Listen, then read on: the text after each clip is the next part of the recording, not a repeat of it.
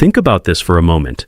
While you are reading this sentence right now, somewhere on this planet, a person's brain is being cut off from its blood supply. Stroke claims close to 6 million lives every single year. It holds the position of the second most common cause of death worldwide and stands as the leading reason people end up unable to walk, speak, or care for themselves for the rest of their lives. But here is the thing that most people genuinely do not know. In a very large number of cases, the brain does not go silent without warning. It speaks to you first.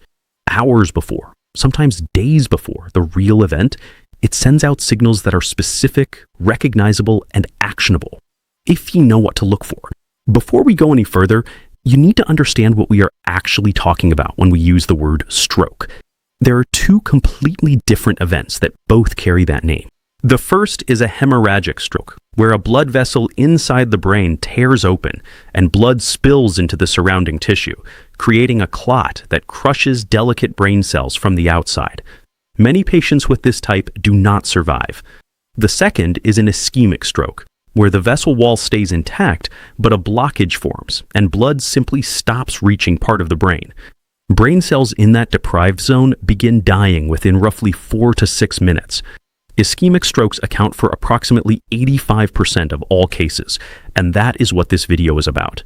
To understand why time is so absolutely critical in this situation, you need to appreciate just how extraordinarily demanding your brain is on your body.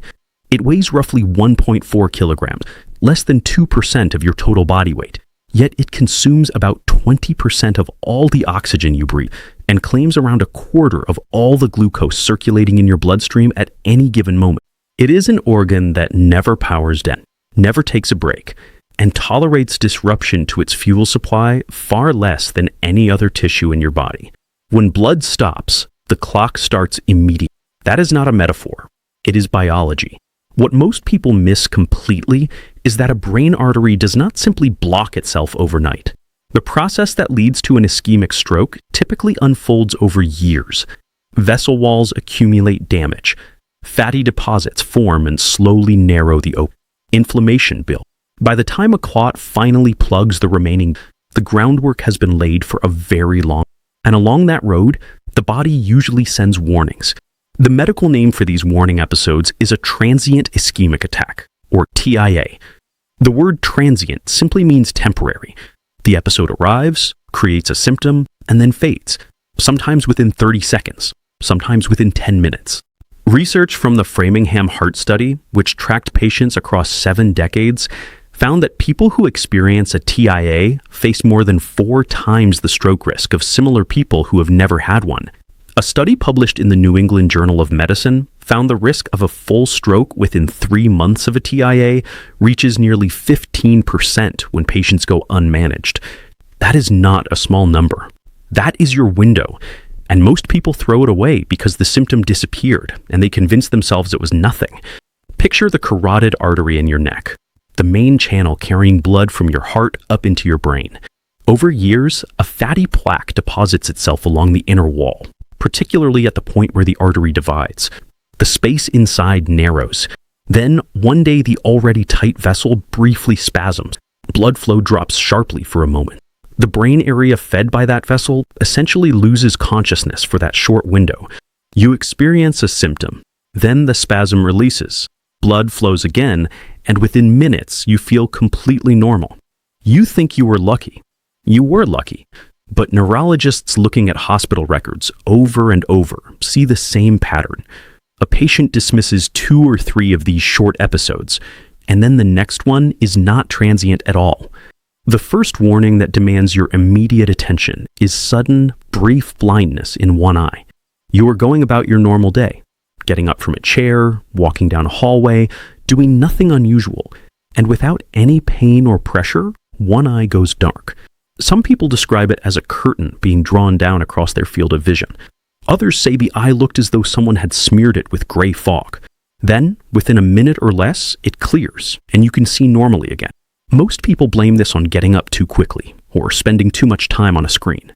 In reality, what just happened is almost always a tiny fragment of plaque or a small clot that broke off the inner wall of the carotid artery, traveled upward through the bloodstream, and briefly lodged itself in the small artery that supplies blood to the retina, the light-sensitive tissue at the back of the artery feeding your eye is a direct branch of the internal carotid artery, the same artery supplying your brain. When the blockage temporarily cuts off the retina's blood supply, your vision goes dark. When the fragment shifts and blood returns, vision comes back. Research shows that patients who experience this specific event and go untreated carry a 10 to 15% risk of a full stroke within the first year. Neurologists have a Latin term for this episode, amaurosis, meaning fleeting blindness. When a patient describes it in a clinical setting, it is treated as a neurological emergency, not a nuisance. The same clot that dimmed your eye for 45 seconds could have traveled 2 millimeters to the side and landed inside a brain artery instead. And then you would not be describing a brief moment of blurry vision. You would be describing permanent paralysis or loss of speech. The second warning is sudden numbness or tingling on one side of your body. Doctors call it paresthesia, but the everyday experience is something like your skin behaving strangely without any explanation. Pins and needles in one hand, a rubbery feeling in one arm, or an odd sensation across half your face, as though those areas have been temporarily disconnected. The key feature that separates this from sleeping on your arm is timing and context. This arrives out of nowhere while you are fully awake and moving normally, with no pressure on any nerve, and it disappears on its own after a few minutes. When you sleep on your arm and compress a nerve, the problem is local. The blood supply to that nerve is interrupted physically, and as soon as you move and circulation normalizes, sensation returns. With a TIA, the problem is not in your arm at all. It is in the brain region that processes sensation from that arm. The brain area has briefly lost blood flow, not the limb itself. One additional detail worth knowing: stroke symptoms almost always affect one side of the body, not both equally, because each hemisphere of your brain manages sensation and movement for the opposite side. When both hands go numb at the same time and in the same way, that pattern more commonly points to a spine or neck issue. But sudden one-sided numbness that resolves within minutes is a serious reason to seek urgent medical evaluation. The third warning is an abrupt loss of balance or coordination that arrives without warning and without any obvious trigger. You are walking on a surface you have walked on hundreds of times. There is no ice, no slope, no step you did not see. And suddenly, your foot lands wrong, your leg feels weak, or you stagger sideways into a wall for no reason. Or you are hit by an intense spinning sensation so powerful that you need to grab something solid to stay upright, even though your head was perfectly still. The structure responsible for keeping your body balanced and your movements coordinated is the cerebellum, a compact but extraordinarily busy region sitting at the base of the back of your skull. It receives constant input from your eyes, your inner ear, and your muscles, and uses all of that information to adjust your movements in real time. You walk straight, reach accurately, and stay upright automatically. The cerebellum receives its blood supply through arteries that travel up through the bones of your neck, what clinicians call the vertebrobasilar system. When flow through those arteries drops, even temporarily, the cerebellum essentially loses its signal. The result is sudden unsteadiness, a veering gait, or a violent dizzy spell that seems to come from nowhere. The important clinical distinction is this: benign dizziness almost always has a clear trigger: rolling over in bed too fast, a known inner ear condition, standing up rapidly. Spontaneous dizziness that hits without any of those triggers, especially when combined with difficulty walking in a straight line, should be evaluated for a vascular cause and not explained away as tiredness or a bad day.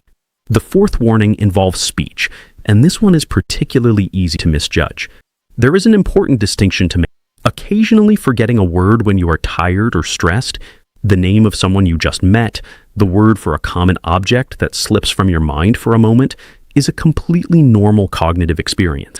It has nothing to do with it. What alarms neurologists is something far more dramatic, far more sudden, and far more complete. A speech breakdown so severe that you yourself recognize something has gone very wrong. Most people have two distinct language areas, both located in the left hemisphere of the brain. One controls the mechanical production of speech, It sends instructions to the muscles of your tongue, lips, jaw, and throat so that the words you intend to say actually come out correctly. When blood flow to this area drops, a person may fully understand what is being said to them and know exactly what they want to respond, but the words that emerge are slurred, broken, or simply stuck. The other area processes the meaning of language. It organizes incoming speech so you can understand it and helps you structure your own sentences into something coherent. When this zone is deprived of blood, a person may speak at a normal pace and volume, but say things that make no sense, words jumbled or completely unrelated to the situation, and may not understand simple instructions or questions directed at them. If either of these speech disruptions appears suddenly and then resolves after a few minutes, that is the classic fingerprint of a TIA. The fact that it went away on its own does not mean it was harmless. It means the window for prevention is now open and narrowing. The fifth warning is one that surprises almost everyone because it does not look like a brain problem at all. It involves a skin condition called vitiligo, patches where the cells that produce skin pigment have stopped working, leaving behind areas of pale or completely white skin. Vitiligo is an autoimmune process, meaning the immune system has begun attacking the body's own cells as though they were foreign invaders. The relevant point is that autoimmune processes rarely confine themselves neatly to a single tissue. In many people with vitiligo, that same immune dysfunction also causes quiet, persistent inflammation along the inner lining of blood vessels, a microscopically thin layer of cells called the endothelium that coats the inside of every artery like an incredibly smooth, non-stick surface. When the endothelium is functioning correctly, blood components flow past without sticking. When inflammation damages it, the surface becomes rough and irregular, and things begin to cling. Cholesterol particles, platelets, inflammatory proteins, slowly building into the plaques that narrow and stiffen arteries over years. Vitiligo on its own does not make stroke inevitable, but when it occurs alongside a new pattern of headaches that do not fit anything you have experienced, but stronger than usual, appearing more frequently, different in character from your previous headaches, that combination deserves a thorough vascular evaluation rather than a wait-and-see response. Headaches are genuinely complicated to interpret because many common causes have nothing to do with brain arteries at all. Wear and tear in the small joints between the upper neck vertebrae is a very frequent source of chronic head pain, as is a disc herniation in the neck that presses on nearby nerves and sends pain upward. These causes are structural and mechanical, not vascular. That is why new or changing headache patterns should always be discussed with a doctor, particularly when they appear alongside any of the other warning signs described here. Now for the part that holds one of the most persistent myths in cardiovascular medicine. Many people believe that if their cholesterol is in a normal range, they are largely protected from stroke. That belief is not accurate. Stroke risk is shaped enormously by the condition of the endothelial lining itself, the internal surface of your blood vessels, and that lining can be severely damaged long before cholesterol numbers become a concern. The first major threat to that inner surface is chronically elevated blood sugar. Glucose is the fuel your cells run on, but to enter endothelial cells, it needs insulin to open the door. When the body does not produce enough insulin or cells stop responding to it properly, blood sugar remains high, while the vessel lining cells are simultaneously starving. Starved, damaged endothelial cells lose their smooth architecture, peel away from the vessel wall, and leave behind rough, scarred patches that cannot expand and contract properly when blood pressure fluctuates. Doctors refer to this loss of flexibility as a reduction in vasomotor reserve, and those rough patches become ideal surfaces for cholesterol particles, platelets, and other blood components to accumulate, beginning the plaque-building process that progressively narrows the artery over time. This process starts years before anyone officially receives a diabetes diagnosis. Even the gray zone of pre-diabetes, where blood sugar is only modestly elevated, is sufficient to injure the endothelium quietly and continuously over a long period. The second powerful threat to your vessel lining is cigarette smoke. Tobacco contains thousands of chemical compounds, and dozens of them are established carcinogens. But for stroke specifically, the concern is the direct chemical assault these compounds deliver to the endothelium with every single cigarette, combined with the effect of nicotine and carbon monoxide on the blood itself, making it thicker, stickier, and far more prone to clotting. When you combine a damaged, inflamed vessel wall with blood that clots more easily, you create exactly the conditions needed for an artery supplying the brain to block. Studies consistently show that smokers face somewhere between 2 and 4 times the ischemic stroke risk of non-smokers with otherwise similar profile. Blood pressure adds another layer that is frequently misunderstood. Most people know that high blood pressure is a risk factor for stroke, and they are correct. Chronic hypertension physically stresses vessel walls over years, accelerates plaque buildup, and is the primary driver of hemorrhagic strokes, where a vessel ruptures outright. But there is a twist that catches many people off guard. An ischemic stroke very often does not occur at the peak of blood pressure. It can occur at a relative low point. Imagine an artery that is already narrowed by more than half due to a plaque, essentially a pipe with something squeezing it from the inside. As long as the pressure in the system is high enough, some blood still forces its way through the tight segment. But when overall pressure drops, as it naturally does during sleep, falling by roughly 15 to 20% in most healthy people, flow through that narrowed section can drop to near zero, especially if a small clot has formed on the plaque surface and the system no longer has enough driving pressure to push it through. This is one of the reasons some people go to bed feeling completely well and are found the next morning with stroke symptoms they have no memory of developing. Age matters to this story, but not in the oversimplified way it is often presented. Yes, stroke risk rises significantly after the age of 50 and roughly doubles with each additional decade of life. In older adults, the dominant causes are the cumulative effects of atherosclerosis, long-standing elevated blood pressure, and heart rhythm.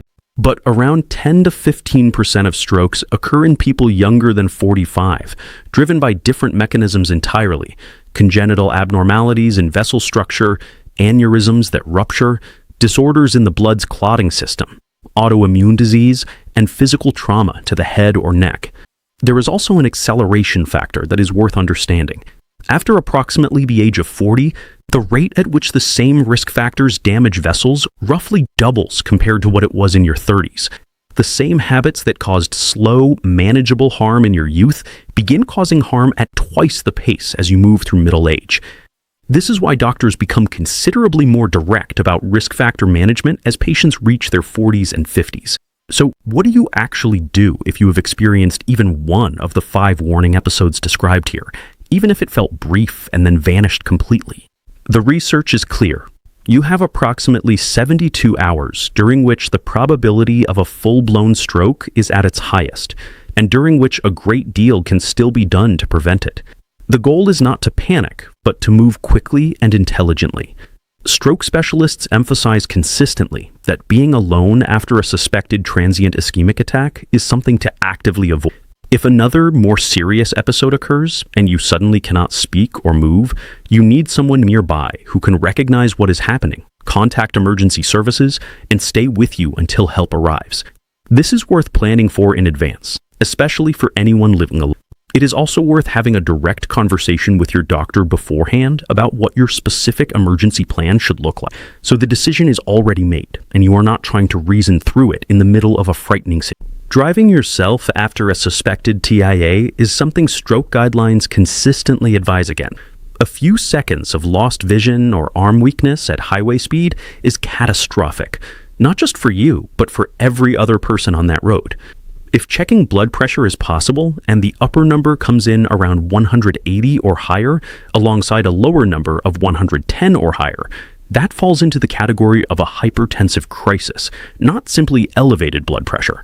And calling emergency services immediately is what standard guidelines recommend. Ask your doctor explicitly what threshold they want you to treat as an emergency, so that decision is already in place before you ever need it. One rule from stroke medicine is absolute and non-negotiable. Do not start blood-thinning medications, aspirin, anticoagulants, or anything similar on your own based on advice from a friend or something read online. There are 2 fundamentally different types. In an ischemic stroke, a vessel is blocked, and certain blood-thinning agents may be appropriate in specific circumstances. In a hemorrhagic stroke, a vessel is actively bleeding, and blood thinners can accelerate and enlarge that bleed rapidly, which can be fatal. No one, Not even the most experienced neurologist can reliably tell the difference between the two types by looking at a patient without brain imaging. A CT scan in a hospital is what makes that distinction. The only right move is to get evaluated and let a medical team with the appropriate tools make the call. While waiting for help or on the way to care, body position makes a real difference. Lying flat is generally better than sitting upright because it supports blood flow to the brain without requiring the heart to pump against gravity. A comfortable flat position with the legs slightly elevated above chest level is what many clinicians recommend. The head should remain neutral, not bent sharply forward, not thrown backward, so that the vessels in the neck are not kinked or compressed. Exposure to extreme heat, such as a very hot bath or shower, should be avoided, as sudden vasodilation in an already unstable circulation can worsen the situation. A written medication list, kept somewhere easy to find, can save precious minutes for emergency teams who need to know what you take regularly. Here is something critically important to internalize. If 72 hours pass without a new episode, that does not mean you are safe and can return to normal. It means you are given a second chance, and you still have an obligation to use. There are 3 specific evaluations worth asking your doctor about directly if you have had any of the warning signs described here. The first is a carotid duplex ultrasound, a specialized neck artery scan that goes beyond simple anatomy to show how blood is actually moving through the vessel, and whether it speeds up and becomes turbulent at a narrowed point. When a carotid artery is narrowed by more than roughly 70% by plaque, specialists call it hemodynamically significant stenosis, meaning the reduction in diameter is severe enough to genuinely compromise blood delivery to the brain. At that point, the clinical question shifts from whether a stroke might eventually happen to how soon it will happen if nothing changes. Surgeons may recommend a procedure called carotid endarterectomy, opening the artery and physically removing the plaque, which in modern practice is a routine surgery that prevents tens of thousands of strokes annually. The second evaluation is a blood test called glycated hemoglobin, abbreviated as HbA1c. Ordinary hemoglobin, the protein in red blood cells that carries oxygen, gradually accumulates sugar molecules stuck to its surface when blood sugar levels run high over time. Because red blood cells live for roughly 3 months before being replaced, measuring how much of your hemoglobin is sugar-coated gives a reliable picture of your average blood sugar across that entire period. It cannot be manipulated by fasting for 1 day before the blood draw. It is particularly effective at identifying the pre-diabetes zone, where blood sugar has been elevated long enough to damage the endothelium quietly, but not yet high enough to be labeled diabetes officially. An HbA1c below 5.7% is considered normal, between 5.7 and 6.4% in the pre-diabetes range. At 6.5% or above, the threshold for diabetes. If you have not had this test, or if your last result was years ago and you carry any stroke risk factors, it is a straightforward conversation to have with your doctor. The third evaluation is a Holter monitor, a continuous 24-hour recording of your heart's electrical activity. Unlike the brief 10-second snapshot of a standard electrocardiogram in a clinic, a Holter device, worn throughout an ordinary day, captures rhythm abnormalities that appear only intermittently and would be completely invisible in a short recording. The most important rhythm disorder from a stroke perspective is atrial fibrillation. In this condition, the upper chambers of the heart stop beating in an organized, coordinated way, and instead quiver chaotically, sometimes at the equivalent of 300 to 400 contractions per minute. Blood does not empty cleanly from the atria under these conditions. It churns and pools, and in that pooled, slow-moving blood, clots form readily. When those clots escape into the bloodstream and travel to the brain, they lodge in cerebral arteries and cause what clinicians call cardioembolic stroke, which tend to be among the most severe and disabling. Many people with atrial fibrillation experience no symptoms they would recognize as cardiac. At most, they notice an occasional flutter or skipped beat and attribute it to caffeine or stress. Holter monitoring is what finds these hidden episodes. When atrial fibrillation is identified, there are thoroughly studied anticoagulant medications that, when prescribed and properly monitored, can reduce stroke risk in this condition by 60 to 70%. That is not a vague promise. That is a measurable reduction in a specific, quantifiable risk. Stepping all the way back, the core message of everything covered here is this: stroke is not random, and it is not usually silent in the period before it strikes. It is the predictable endpoint of vessel damage that typically took years to develop, and it usually announces itself in advance. Brief blindness in one eye, sudden numbness or tingling affecting one side of the body, abrupt loss of coordination or balance without explanation, a sudden and dramatic breakdown in your ability to produce or understand speech, vitiligo combined with a new or changing headache pattern. Any of these appearing for the first time, even if they last only 60 seconds and then completely vanish, is a reason to contact a doctor urgently and ask specifically about those 3 evaluations: carotid duplex ultrasound, glycated hemoglobin, and Holter ECG monitor. On the prevention side, the evidence points consistently in the same direction. Keeping blood sugar in a healthy range and catching prediabetes early protects the endothelium and slows the plaque building process significantly. Managing blood pressure with your doctor's guidance, not just pushing it down at any cost, but avoiding both extremes, reduces the physical stress on vessel walls and lowers risk of both types of stroke. Stopping smoking removes a constant, relentless chemical assault on your arteries and cuts ischemic stroke risk by a factor of 2 to 4 over time. And perhaps the most important practical step of all, do not wait for transient brain symptoms to explain themselves away. They have already explained themselves. You have roughly 72 hours. Write down what happened in plain language and bring that list to a doctor. Do not rely on memory. Ask directly whether you should be evaluated for TIA. Ask specifically whether a carotid ultrasound, an HbA1c test, or a Holter monitor makes sense in your... If you carry risk factors, elevated blood sugar, high blood pressure, a history of smoking, an autoimmune condition, use what you have learned here to have a more precise, more useful conversation with your healthcare provider, rather than walking away with everything looks fine and no concrete numbers to guide you. Everything in this video is for education and understanding. Your specific situation belongs in a conversation with your own doctor, but that conversation will be far more useful if you walk into it knowing what questions to ask.